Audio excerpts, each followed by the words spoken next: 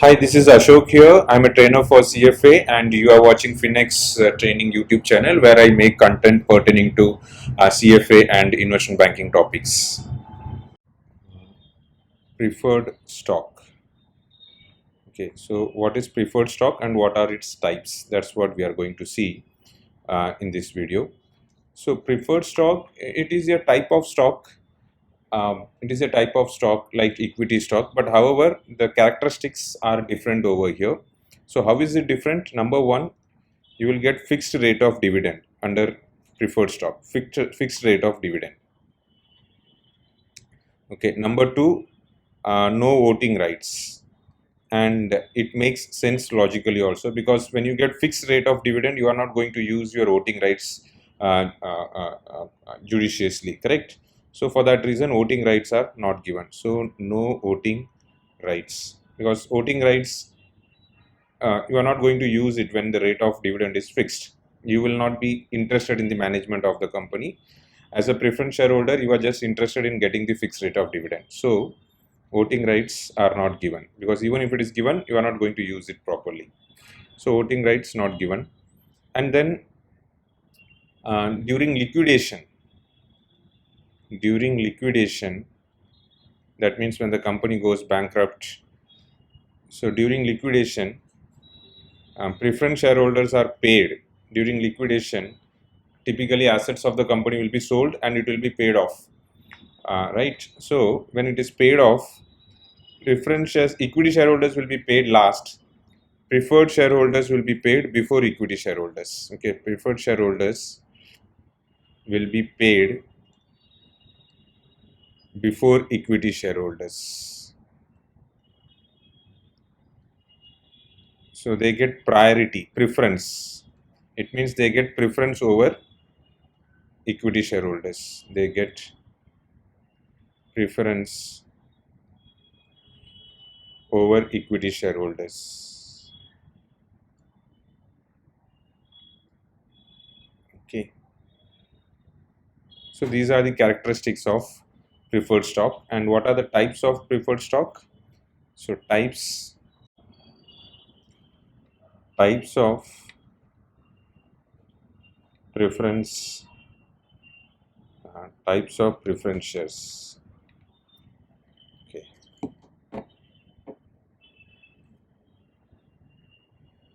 So types of preference shares.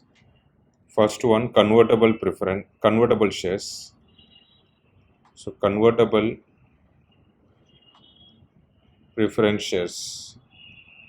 So convertible preference shares, as in the name itself says that you can convert your preference shares into equity. So convertible here refers to converting to equity always. Okay.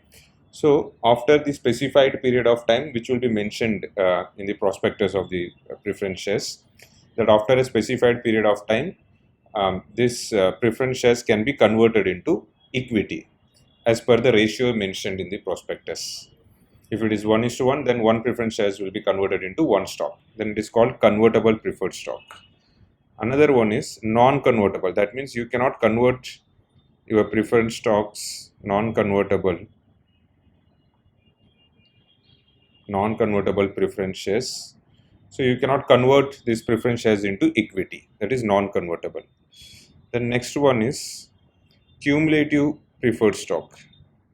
Cumulative, again the word itself says cumulative, as in case for some reason if your company is not able to pay dividend, the dividends will be accumulated and it will be paid the next year.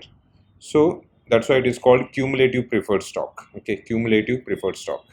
Dividends will be accumulated if in case company is not able to pay dividend. Non-cumulative, dividend missed is missed. It will not be accumulated. So non-cumulative preferred stock.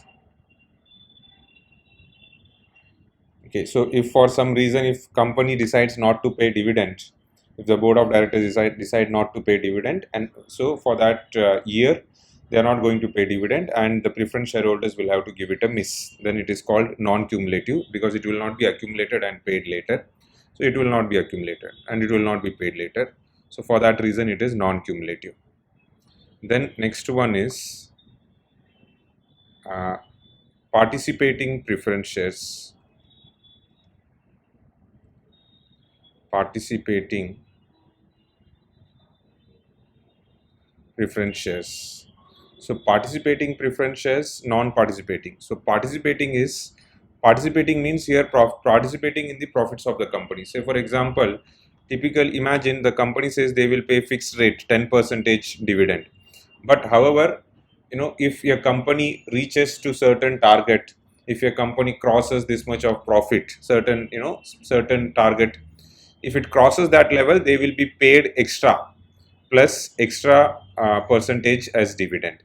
So plus extra percentage if the company achieves certain targets, certain extra profits if they achieve, then it is called participating preference shares, because they are participating in the extra profits, they are participating in the profits of the company, they are getting something more. Okay, so then it is called participating preference shares. If not, they will get at least 10%. If the company makes really good profit, they will get extra. Non-participating preference shares,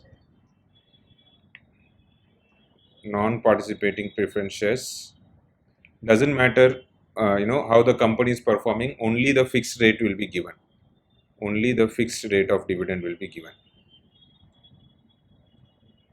only the fixed rate of dividend will be given.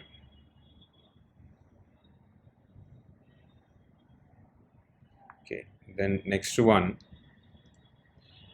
redeemable preference shares, redeemable preference shares. That means it will be redeemed at the time of maturity. There will be a certain maturity for the preference shares, and at the time of maturity, the principal amount will be paid back to the preference shareholders, and they will stop paying the fixed rate of dividend. Then it is called redeemable. Redeemable as in call back, take back the issued preference shares. Okay, this happens at the time of maturity. Then irredeemable. Irredeemable means no maturity. Irredeemable preference shares. So forever they will keep paying fixed rate of dividend. There will be no maturity. Okay, then it is called as irredeemable preference shares. So these are the different types of preferred shares or preferred stock. Okay, thank you.